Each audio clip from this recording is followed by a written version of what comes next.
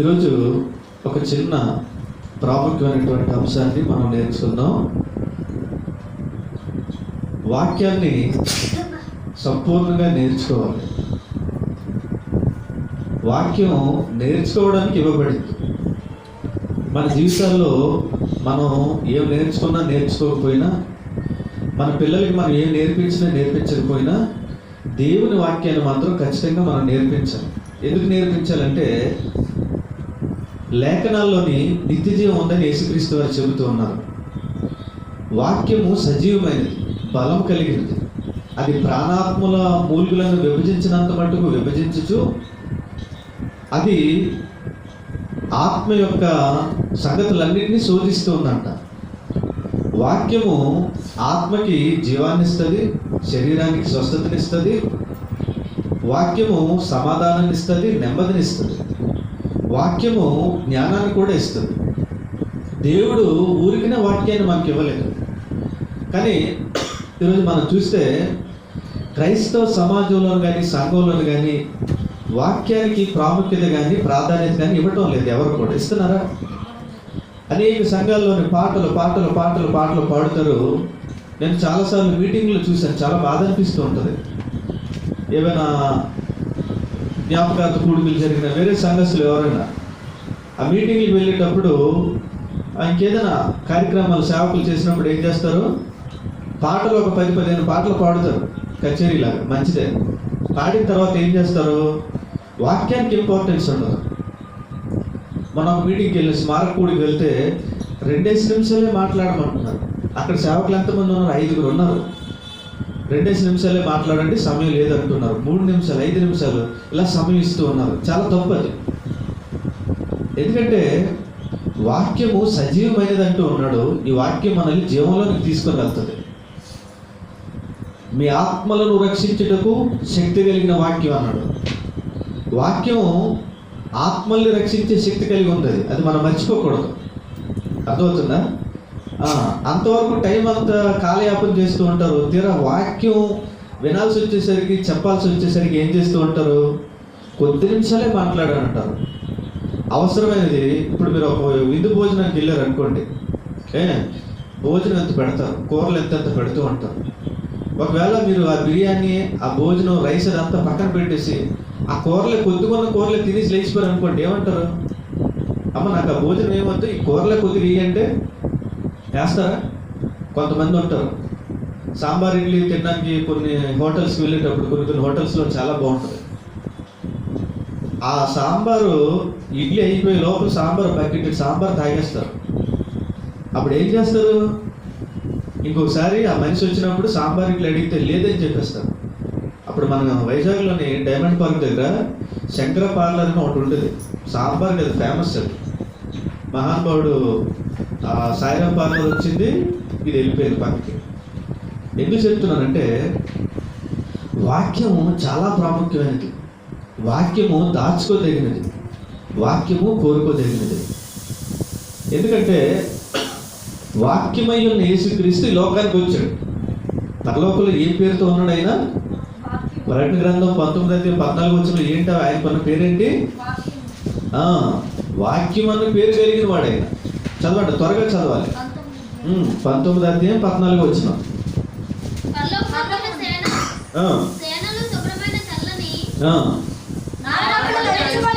ధరించుకొని వెంబడించి చూడండి.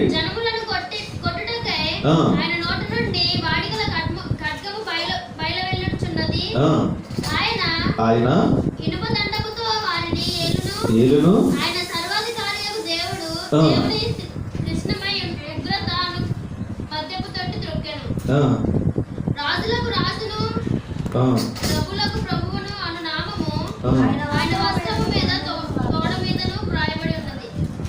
తర్వాత అసలు చదవట్లేదు మీరు. మరియు ఒక దూత 19:14 చదువుతున్నారు మీరు. అసలు 13 చదవండి. రక్తములో ఉంచబడిన వస్త్రము ఆయన ధరించుకొని ఉండెను, మరియు దేవుని వాక్యము అను నామము ఆయనకు పెట్టబడి ఉన్నది. ఇది కరెక్ట్. చదవమ్మా మళ్ళా కరెక్ట్గా చదివావు. రక్తములో ముంచబడిన రక్తములో ముంచబడిన వస్త్రం ఆయన ధరించుకొని ఉండెను. ఎవరు ఈ రక్తంలో ముంచబడిన వస్త్రాన్ని ధరించుకున్న వ్యక్తి ఎవరు? యేసుక్రీస్తు. మన అందరికీ తెలుసు కదా.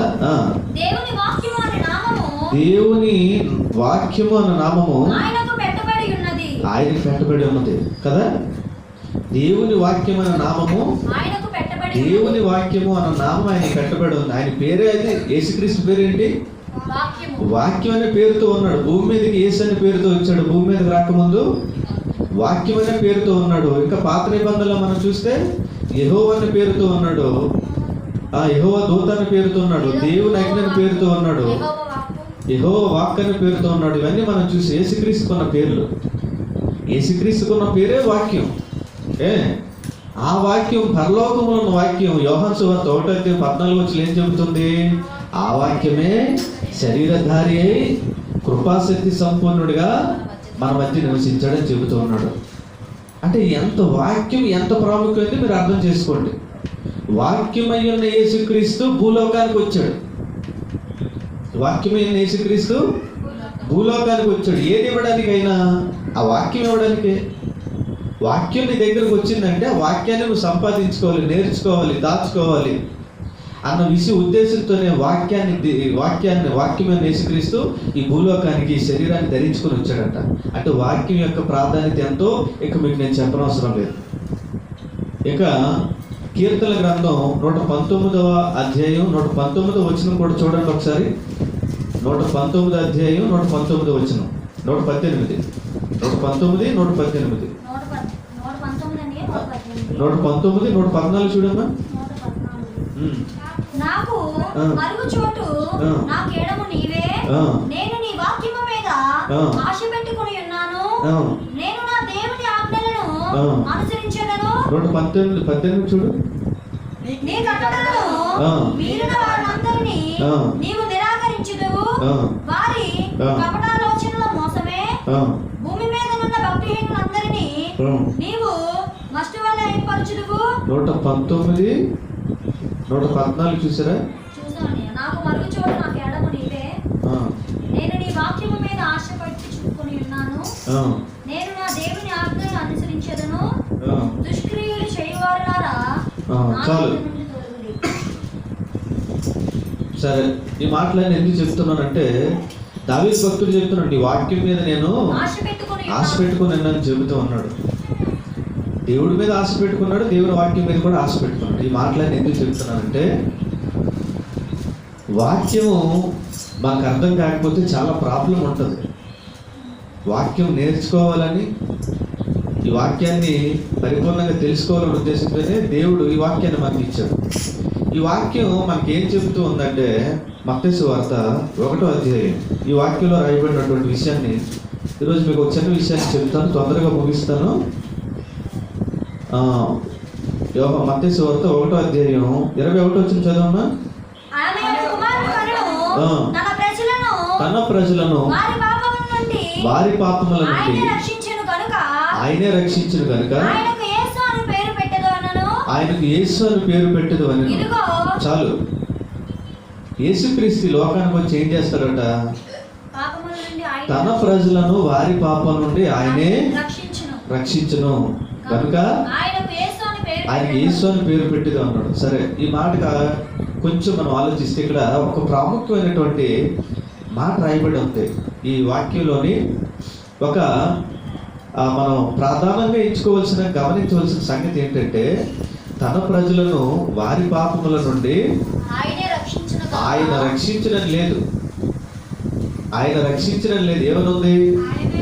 ఆయనే రక్షిస్తాడు. అంటే అర్థం ఏంటి? ఆయన తప్ప ఇంకొక రక్షకుడు లేడు, ఎవడో రక్షించలేడు. ఈ సర్వ మానవ లోకాన్ని పాపం నుంచి విడిపించడానికి వచ్చినటువంటి దైవ మానవుడే యేసుక్రీస్తు. యేసుక్రీస్తు మానవ దైవం కాదు, గమనించండి. తన ప్రజలను వారి పాపం నుండి రక్షించుటకు, తన ప్రజలను వారి పాపం నుండి ఆయనే రక్షించడు. ఎవరు రక్షిస్తారు? ఆయనే రక్షిస్తాడు. ఆయన తప్ప ఇంకెవరు రక్షించలేరు. దేని నుంచి రక్షించాలి? దేని నుంచి రక్షించాలి? వారి పాపముల నుండి ఆయన రక్షిస్తాడంట. వారి పాపముల నుండి ఆయనే రక్షిస్తాడని రాయబడింది. అంటే పాపంలో ఉన్న వ్యక్తికి రక్షణ అవసరమని చెప్పకనే చెబుతుంది వాక్యం. నా మాటలు అర్థమవుతున్నా మీకు? పాపంలో ఉన్న వ్యక్తికి ఏం కావాలి? రక్షణ కావాలి. రోగంతో ఉన్న వ్యక్తికి ఏం కావాలి? వైద్యం కావాలి. రోగికి వైద్యుడు కావాలి, పాపికి రక్షకుడు కావాలి కదా. పాపం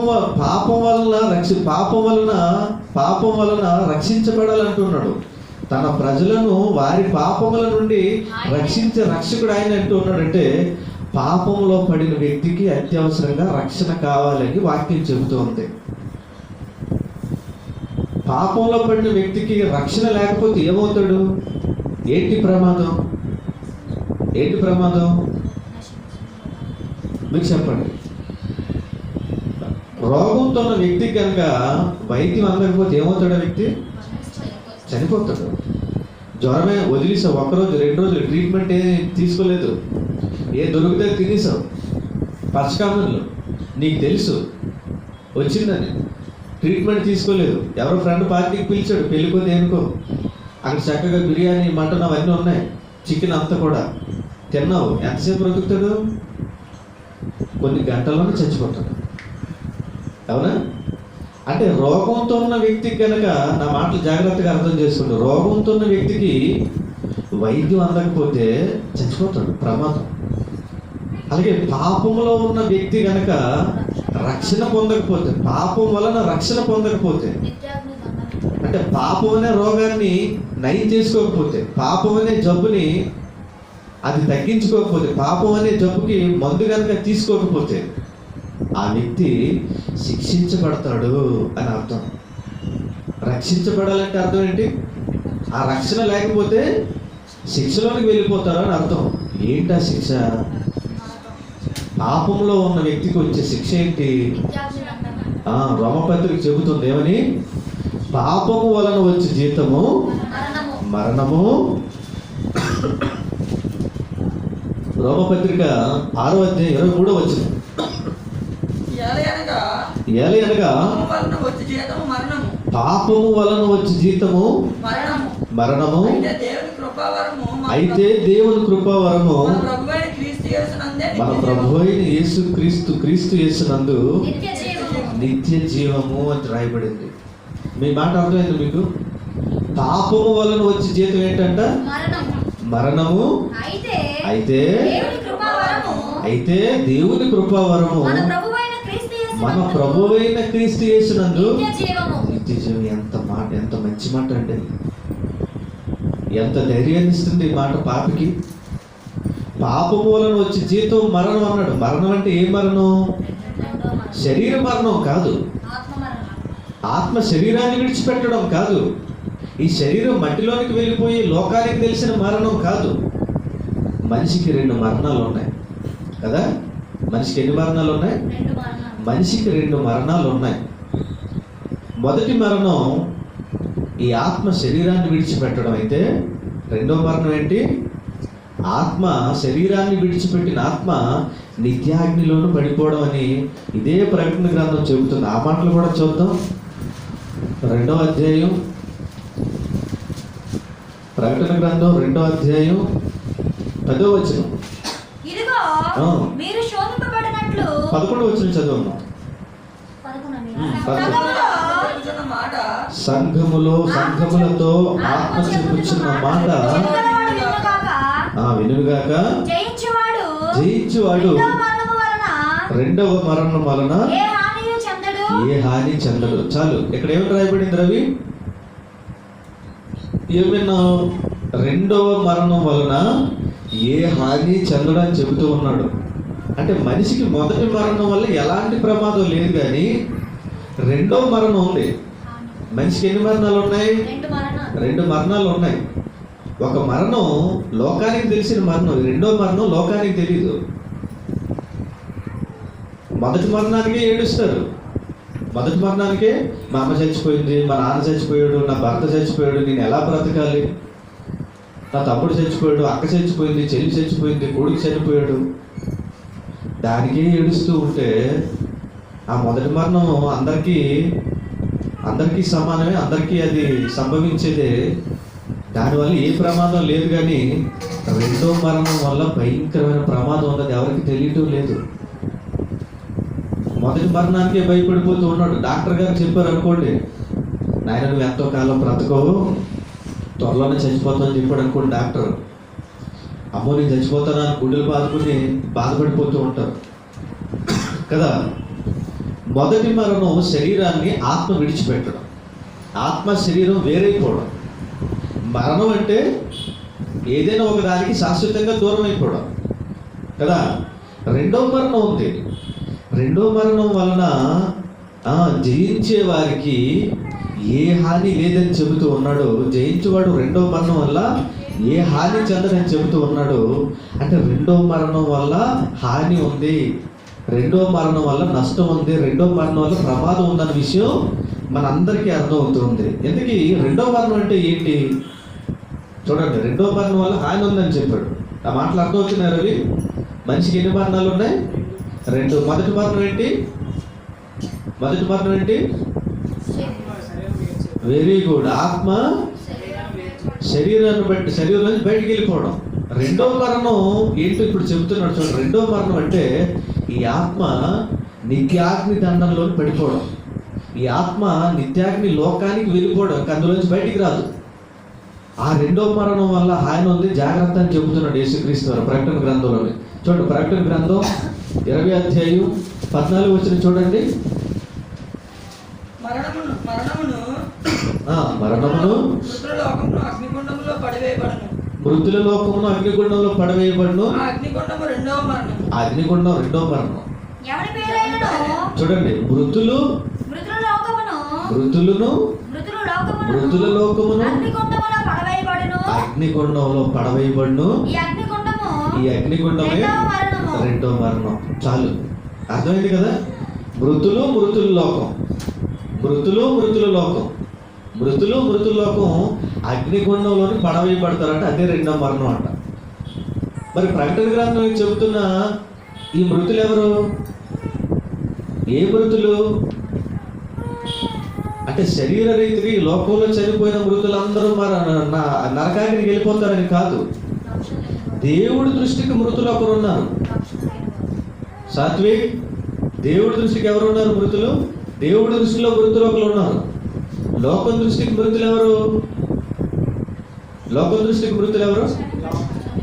చనిపోయినవాడు, ఊపిరి ఆగిపోయినవాడు, గుండె ఆగిపోయినవాడు, రక్తం పోయినవాడు, ప్రాణం పోయినవాడు, ఆత్మ శరీరాన్ని విడిచిపెట్టినవాడు, శరీర అవయవాలన్నీ పని చేయకుండా నిస్తేజ అవస్థలోకి వెళ్ళిపోయినవాడు చనిపోయాడు, మృతి చెందాడని అంటూ ఉంటారు. మరి దేవుని దృష్టికి మృతులు ఎవరు? అది కూడా చూద్దాం. ఎఫెసీయులకు రాసిన పత్రిక 2వ అధ్యాయం 1-2 వచనం చూడండి. ఎఫెసీయులకు రాసిన పత్రిక 2వ అధ్యాయం 1-2 వచనం చూడండి. ఒక్కరు చదవండి. మీ అపరాధముల చేతను పాపముల చేతను మీరు చచ్చిన వారై ఉండగా ఆయన మిమ్మల్ని క్రీస్తుతో కూడా బ్రతికించను. చాలండి, ఇక్కడ మాట మీకు అర్థమైందా? దేవుడి దృష్టికి కొంతమంది చనిపోయారు. ప్రకటన గ్రంథం 3వ అధ్యాయం 1వ వచనం చూడమ్మా. ప్రకటన గ్రంథం 3వ అధ్యాయం 1వ వచనం. 3 ప్రకటన 3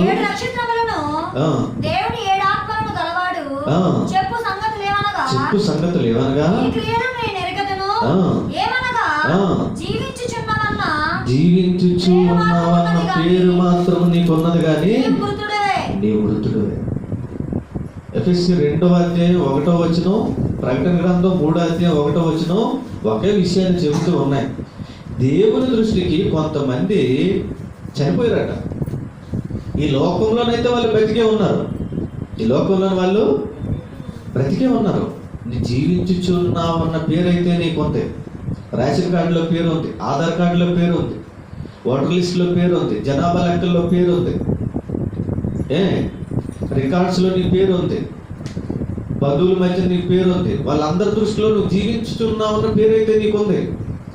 వాళ్ళు ఏదైనా ఫంక్షన్ చేయాలంటే నీ పేరు రాసుకుంటున్నాడు, ఎందుకంటే నువ్వు బతికే ఉన్నావు కాబట్టి. గృహప్రవేశానికో పెళ్లికో ఏది ఇన్విటేషన్ ఇవ్వడానికి నీ పేరు రాసుకుంటున్నాడు, నువ్వు బతికే ఉన్నావు లోకం దృష్టిలో. కానీ దేవుని దృష్టికి మృతుడివే అంటూ ఉన్నాడు. నువ్వు జీవించుచున్నావు అన్న పేరు నీకుంది, కానీ నీ మృతుడివే. ఎందుకు అంత మాట అన్నాడు దేవుడు? లోకం దృష్టిలో బ్రతుకున్న మనిషి దేవుని దృష్టికి చనిపోయాడట. ఎందుకు అంత మాట అన్నాడు? దేవుడికి అంత బాధ ఎందుకు అనిపించింది? దేవుడిని అంత బాధ పెట్టిన విషయం ఏంటి అంటే, ఎఫెసీ పత్రిక 2:1 చెబుతున్నాడు. ఎలా చనిపోయారు, ఎలాగ దేవుని దృష్టికి మృతులైపోయారంటే, మీరు అపరాధం చేశారు, పాపములు చేసి దేవుని దృష్టిలో చచ్చిపోయినట్టుగా ఉన్నారు. చచ్చిపోయారు మీరంతే. నా మాటలు బాగా అర్థం చేసుకోండి, నేను ఫినిషింగ్కి వస్తున్నాను. దేవుని దృష్టికి కొంతమంది మనుషులు చనిపోయినట్టుగా ఉన్నారు. దేవుడిని అడిగితే చచ్చిపోయాడురా అంటున్నాడు, మృతులు అంటూ ఉన్నాడు.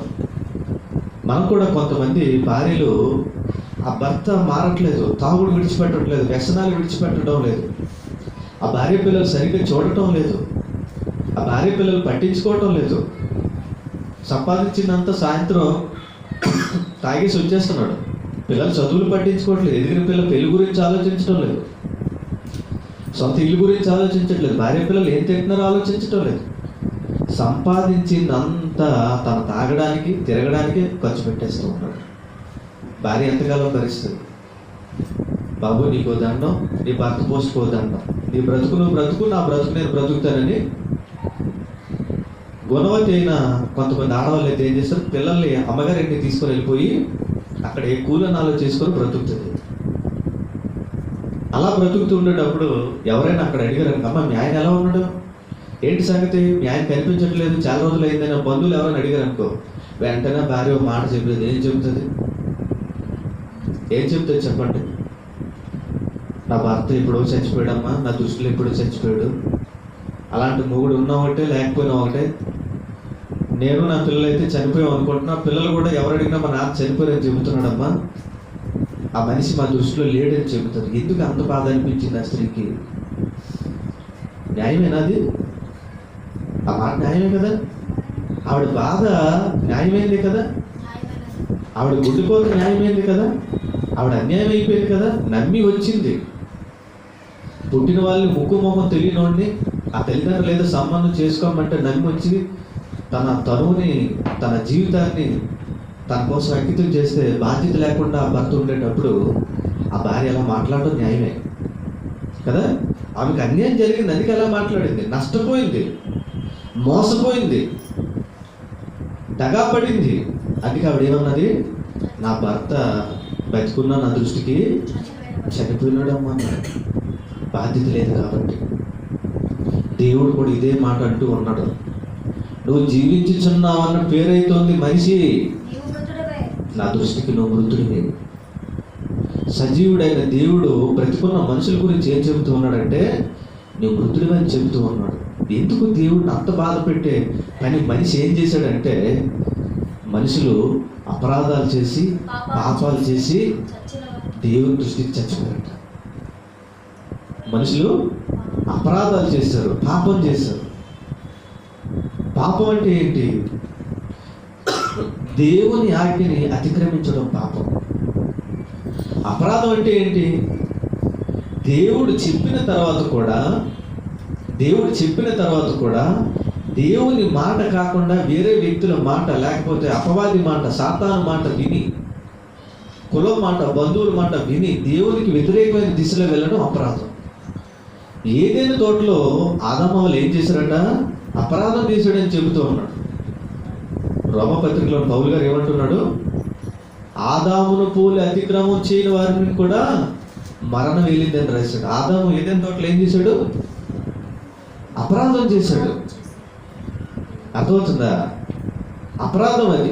ఆజ్ఞ రాకముందు చేసిన పాపం అపరాధం, ఆజ్ఞ వచ్చిన తర్వాత మీరడం అది పాపం అవుతూ ఉంది. అది అపరాధం. ఏదైనా తోటలో జరిగింది అపరాధం జరిగింది. ఆ తర్వాత ధర్మశాస్త్రం ప్రతి ఒక్కరిని పాపం చేసిన వాళ్ళగా ఆరోపిస్తూ ఉంటారు. పాపం అంటే ఏంటి? యోహాను సువార్త మనందరికీ తెలుసు. మొదటి యోహాను పత్రిక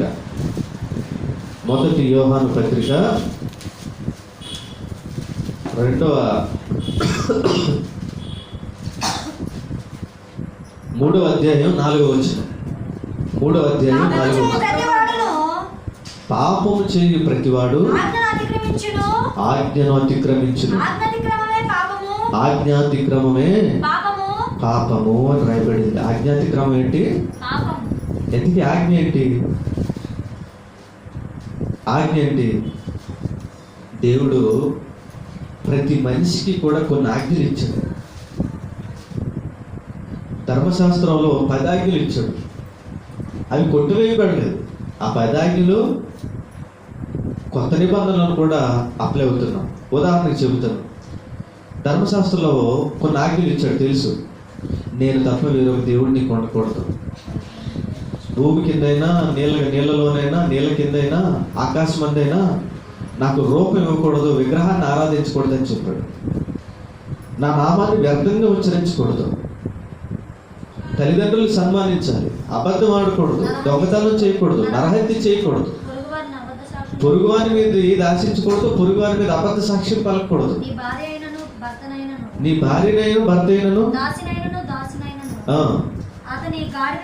చాలు. ఇలాగా దేన్ని దొంగిలించకూడదు, దేన్ని ఆశించకూడదు అని చెబుతూ ఉన్నాడు. మొదట దేవుడు అక్కడ 3 విషయాలు చెబుతూ ఉన్నాడు. చూడండి, అంటే క్రైస్తవులైన వారు, మనుషులైన వారు ఈ 3 విషయాల్లోనే నమ్మకంగా ఉండాలి. ఏంటి? 1, మనల్ని సృష్టించినటువంటి సృష్టికర్తను తప్ప వేరొక దేవుడిని ఆరాధించకూడదు, వేరొక దేవుడు ఉండకూడదు, వేరొక రూపానికి మొక్కకూడదు, నమస్కారం చేయకూడదు. పాపం అంటే ఏంటో చెబుతున్నాను. ఆజ్ఞాతిక్రమమే పాపం అన్నాడు. దేవుని ఆజ్ఞ ఏంటో చెబుతూ ఉన్నాను. దేవుని ఆజ్ఞ ఏంటి? అద్వితీయ సత్యదేవుడు ఎవరైతే ఉన్నాడో, సృష్టిని కలిగించి విశ్వాన్ని కలిగించిన దేవుడు ఎవరైతే ఉన్నాడో ఆ దేవుడిని ప్రతి మనిషి తెలుసుకోవాలి, ఆయన్నే ఆరాధించాలి, ఆయన్నే గణపరచాలి. అలా కాకుండా దేవుడు కాని వాడిని, ఈ సృష్టిని కలిగించలేని వాడిని, ప్రకృతిలో ఉన్న వాటిని, చతుష్పాద జంతువులను, ఇంకా వేటినో పూజించడం, ఈ ప్రకృతిని ఆరాధించడం, ప్రకృతిని పూజించడం, ఈ విశ్వాన్ని కలిగించిన, ఈ ప్రకృతిని కలిగించిన దేవుడిని విడిచిపెట్టి సృష్టికర్తను మరిచి సృష్టిని ఆరాధించడం పాపం అని చెబుతూ ఉన్నాడు దేవుడు. నీకు జన్మనిచ్చిన దేవుడిని గణపరచు, ఆ దేవుడి విలువ తెలుసుకో, ఆయన ఆరాధించని చెబుతున్నాడు. వెంటనే దేవుడి కోసం చెప్పడం ముగించిన వెంటనే ఎవరి కోసం చెబుతున్నాడు? నీకు జన్మనిచ్చిన తల్లిదండ్రుల్ని నువ్వు దీర్ఘాయుష్మంతుడు అవ్వనట్లు ఏం చేయాలట? సన్మానించమని చెబుతూ ఉన్నాడు. ఈరోజు తల్లిదండ్రులు ఎంతమంది పట్టించుకుంటున్నారు? నన్ను రోడ్డు మీద విడిచిపెట్టేస్తూ ఉన్నారు కదా, అడ్డంగా ఉన్నారని అనాథ శరణాలయంలో తీసుకెళ్ళి పడేస్తూ ఉన్నారు. ఏవో నెలకు 10,000 15,000 ఇచ్చి డ్యూటీల్లో ఎవరినో పెట్టి ఎక్కడో జాయిన్ చేసేస్తూ ఉన్నారు. పాపం అది. తర్వాత ఈ సమాజంలో మనం ఎలాగా బ్రతకాలో చెబుతూ ఉన్నాడు. మన నైతిక ప్రవర్తన ఎలా ఉండాలి? మన వల్ల ఈ లోకానికి ఏ హాని జరగకూడదు, మన వల్ల ఈ లోకానికి ఏ నష్టం జరగకూడదు, మన వల్ల ఈ లోకం కన్నీరు పెట్టకూడదు, మనల్ని బట్టి లోకం ఆనందంగా ఉండాలి, ఈ లోకానికి మేలు చేసేవాడిలా ఉండాలని 3 విషయాలు చెబుతూ ఉన్నాడు. ఇవి ప్రాథమికమైనవి. వీటిని మనం మీరి బ్రతకడమే పాపం అంటే. మనం వీటిని మీరి బ్రతకడమే పాపం అంటే. యోహాను సువార్త 17వ అధ్యాయం 3వ వచనం చదవండమ్మా. Very good. అద్వితీయ సత్యదేవుడు అయినా నిన్ను నీవు పంపిన యేసుక్రీస్తుని ఎరగటమే నిత్య జీవం. నేను చెప్పిన మాటలు వినండి, తర్వాత రెఫరెన్స్ చూద్దాం. ఇప్పుడు చదివిన వాక్యానికి అర్థం ఏంటో తెలుసా? అద్వితీయ సత్యదేవుడు ఒక ఆయన ఉన్నాడు, అంటే ద్వితీయుడు కానివాడు, అతను తప్ప వేరొక దేవుడు లేనివాడు. ఆయనే దేవుడు, ఇంకొక దేవుడు లేడు. అంటే పాపం అంటే ఏంటో చెబుతూ ఉన్నాను. ఆజ్ఞాతిక్రమం పాపం అని చెప్పుకున్నాం కదా. ఎవరు దేవుని దృష్టికి చనిపోయారు? పాపం చేసినవాడు, అపరాధం చేసినవాడు. ఈ అపరాధం పాపం చేసిన వాడు ఏమవుతాడు? 2వ మరణానికి గురైపోతాడు. 2వ మరణం అంటే అగ్నిగుండం కలిగినటువంటి నిత్యాగ్ని దండన. ఆ పాపం ఏంటో చెబుతూ ఉన్నాను. ఆజ్ఞాతిక్రమం పాపం. యోహాను సువార్త 17:3 ఉంది, అద్వితీయ సత్య దేవుడు ఒక ఆయన ఉన్నాడు, ఆయనని ఎరగటమే నిత్య జీవము. దానికి ఆపోజిట్ వర్డ్ చెప్పండి, దానికి వ్యతిరేక పదం చెప్పండి. అద్వితీయ సత్య దేవుడు అయిన నిన్ను ఎరగకపోవటం, ఎరగకపోవటం నిత్య నరకం. అందరికి అర్థమైందా? అద్వితీయ సత్య దేవుడు. అద్వితీయం అంటే ఏంటి? అది తప్ప ఇంకొకటి లేదు, అదే ఉంది, ఇంకోటి లేదు, అదే అసలు ఇంకేది కాదు. అద్వితీయ సత్యదేవుడు ఒక ఆయన ఉన్నాడు, ఆయన మనకేమవుతాడు? తండ్రి అవుతాడు. ఆయన ప్రజలము, ఆయన మేపు గొర్రెలు మనం. ఆయన కోసం, ఆయన వలన, ఆయన చేత ఈ లోకానికి పంపబడిన వాడు మనిషి. కానీ మనిషి మర్చిపోయాడు భూలోకానికి వచ్చిన తర్వాత కదా. అద్వితీయ సత్యదేవుడిని ఎరగటం నిత్య జీవం, ఎరగకపోవడం నిత్య నరకం అని చెబుతూ అక్కడ ఏం చెబుతున్నాడు? వెంటనే నీవు పంపిన యేసుక్రీస్తును ఎరగటమే నిత్య జీవం. యేసుక్రీస్తుని ఎరగకపోవటం చాలు. ఒక వ్యక్తి పరమునికి పోయాడా, జీవానికి పోయాడా, లేదా నిత్యాగ్ని దండానికి వెళ్ళాడని ఈ చిన్న స్టేట్మెంట్తో చెప్పవచ్చు. ఏ వ్యక్తి జీవితంలోనైతే క్రీస్తు లేడో, ఏ వ్యక్తి అయితే క్రీస్తుని ఎరగలేదో, ఏ వ్యక్తి అయితే క్రీస్తు నాకు అక్కర్లేదు అన్నాడో, ఏ వ్యక్తి అయితే నాకు క్రీస్తుతో పని లేదన్నాడో, ఏ వ్యక్తి అయితే క్రీస్తు నేను తెలియదు అన్నాడో, ఆ వ్యక్తి ఏమైపోయాడు?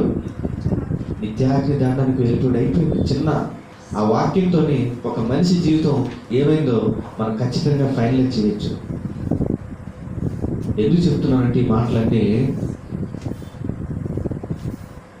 ఈ పాపం చేసిన మనిషి నిత్యాగ్నికి వెళ్ళిపోతూ ఉన్నాడు. ఎరగటం అంటే ఏంటి?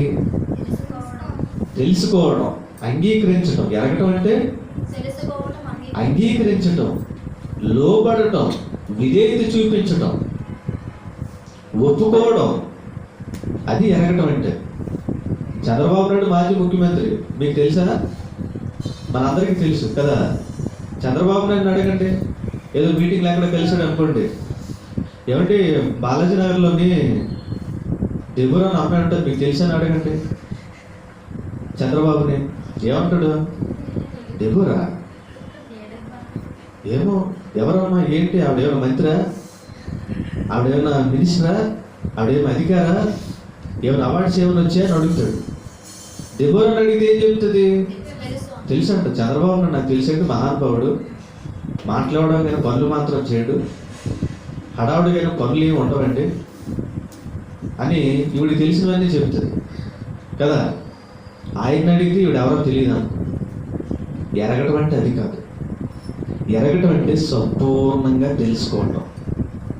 సమయం లేదు కాబట్టి ఆ రిఫరెన్స్లు ఇవ్వటం లేదు. ఎరగటం అంటే సంపూర్ణంగా తెలుసుకోవటం. ఒక 2 రిఫరెన్స్లు చూస్తారా?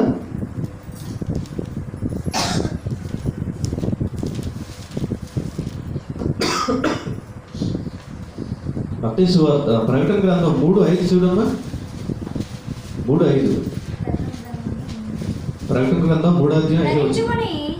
నాతో కూడా సంచరించెదరు, జయించువాడు అలాగున తెల్లని వస్త్రములు ధరించుకొనును, జీవ గ్రంథముల నుండి అతని పేరంత మాత్రమును తుడుపు పెట్టక నా తండ్రి ఎదుటను ఆయన దూతల ఎదుటను అతని పేరు ఒప్పుకొందును. అది ఆయన పేరు ఒప్పుకుంది. ఎరగటం అంటే అర్థం ఏంటంటే, నువ్వు ఒప్పుకున్న దేవుడు తిరిగి నిన్ను ఒప్పుకోవడం.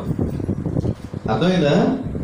డెబోరాని అడిగితే చంద్రబాబు నాయుడు తెలుసు అన్నది, చంద్రబాబు నాయుడు అడిగితే ఎవడెవరో నాకు తెలియదు అన్నాడు. అర్థమైందా? దేవుడిని నువ్వు తెలుసుకోవడం, అలాగే ఆ దేవుడిని నువ్వు తెలుసుకోవడం, ఆ దేవుడు నిన్ను ఎరగటం ఎప్పుడు జరుగుతుంది? అది ఎప్పుడు జరుగుతుంది అంటే, ఆ దేవుడు చెప్పిన విధంగా మనం బ్రతికినప్పుడు, లోబడినప్పుడు, ఆ దేవుడు చెప్పిన విధంగా మనం జీవించినప్పుడు నాకు ఇది తెలిసింది అంటారు.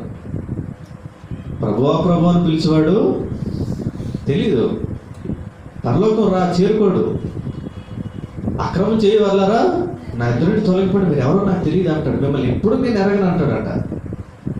ఎరగటం అంటే వాక్యానికి నువ్వు సంపూర్ణంగా లోబడ్డావు, వాక్యానికి విధేయత చూపించడం, వాక్యానికి నిన్ను నువ్వు అప్పగించుకోవడం ఎరగటం అంటే.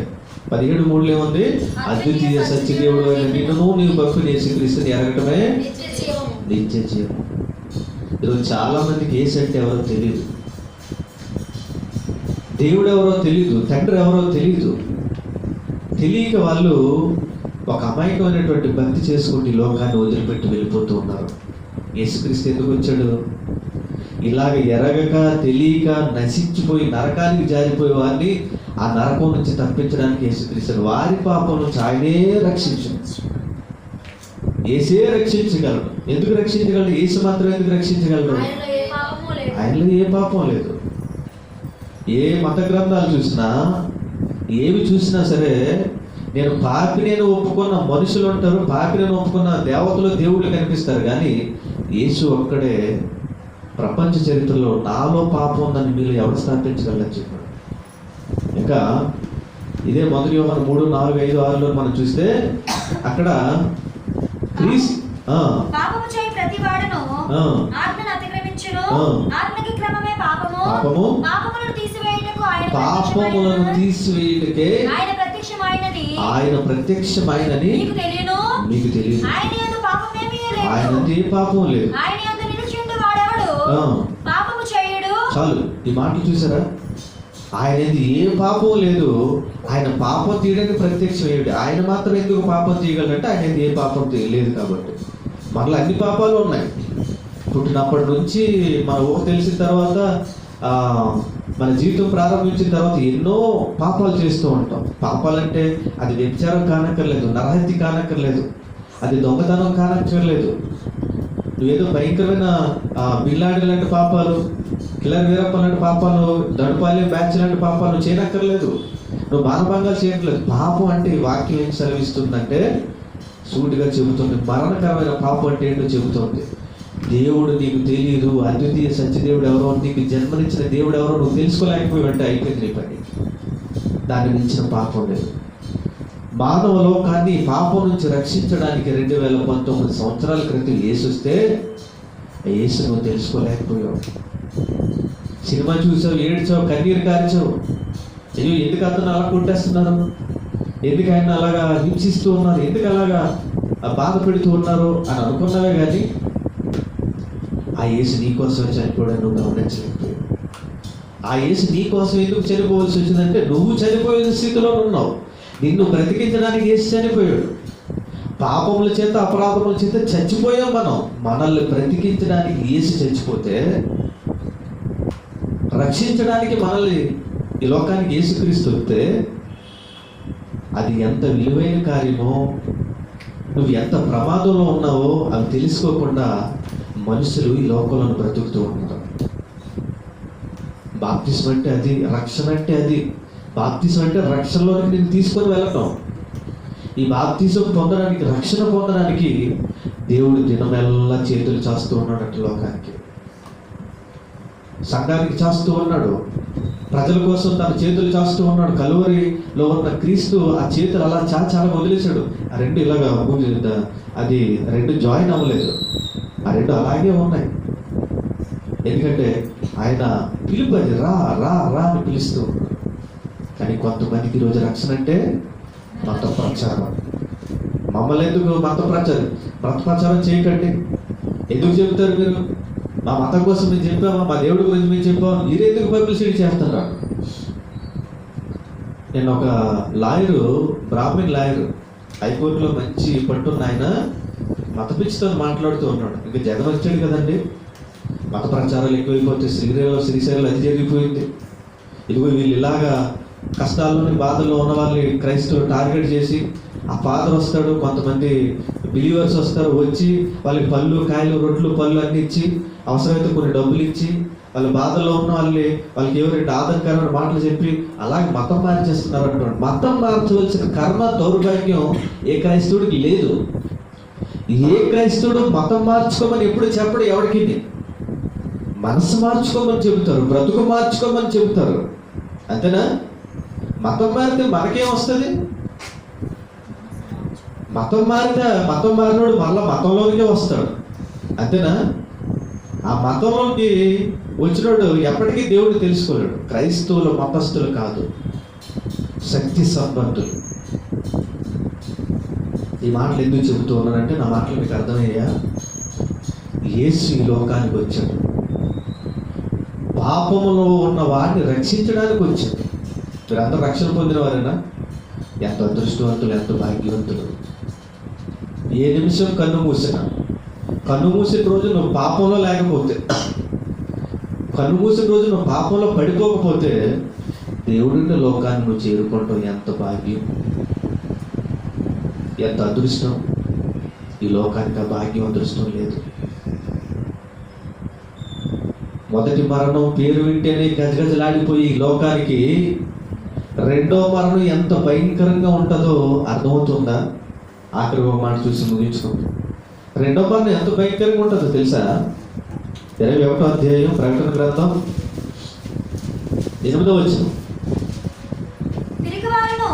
పిరికివారును అవిశ్వాసులను అసహ్యులను నరహంతకులను వ్యభిచారులు మాంత్రికులు విగ్రహారాధికులు అబద్ధికులందరూ అగ్ని గంధకములతో మండుగుండములో పాల్గొంటారు. ఇదే రెండో మరణం. ఇక్కడ లిస్ట్ ఇచ్చాడు కదా, కొద్ది లిస్ట్ అది. ఇంకా బైబిల్లో ఇంకా కొంతమంది కొలసి పత్రికలోని, కొరింథీ పత్రికలోని, రోమా పత్రికలోని ఇంకా లిస్ట్ ఉంది, చాలా పెద్ద లిస్ట్ ఉంది. చూడండి ఇక్కడ ఏమంటున్నాడంటే అబద్ధికులు అందరూ ఏమవుతారట? ఏమంటారు ఈ లోకంలో ఉన్న పెద్దలు? 1000 అబద్ధాలాడైనా పెళ్లి చేసేయండి అంటాడు.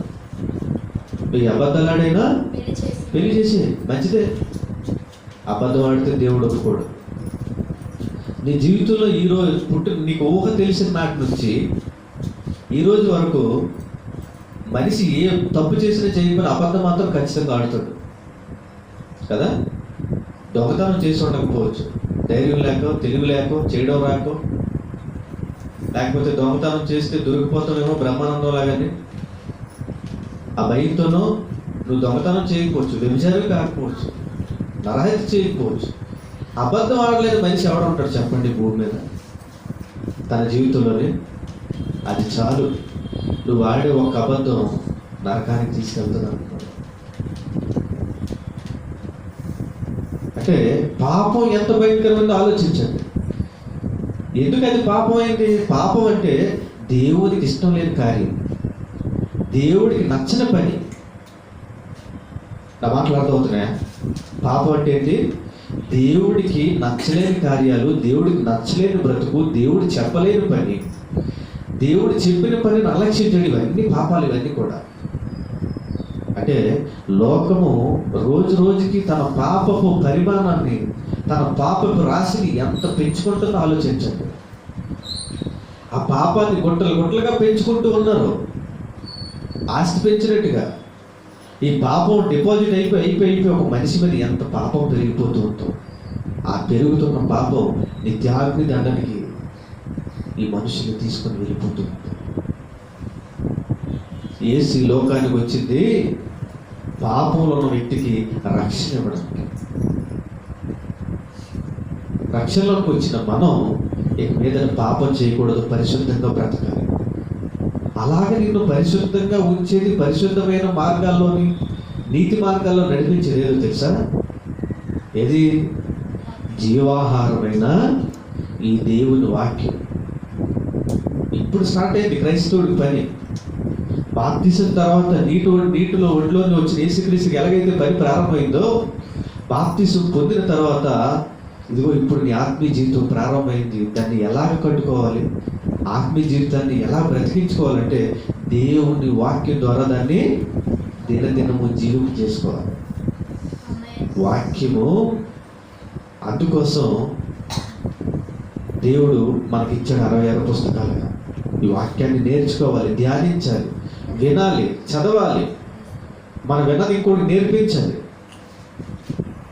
ఆ వాక్యం మనల్ని ఏం చేస్తుంది? హెబ్రీ పత్రికలు చెప్పినట్టుగా పరిశుద్ధులుగా మారుస్తుంది, మనల్ని పరిశుద్ధులుగా మారుస్తుంది.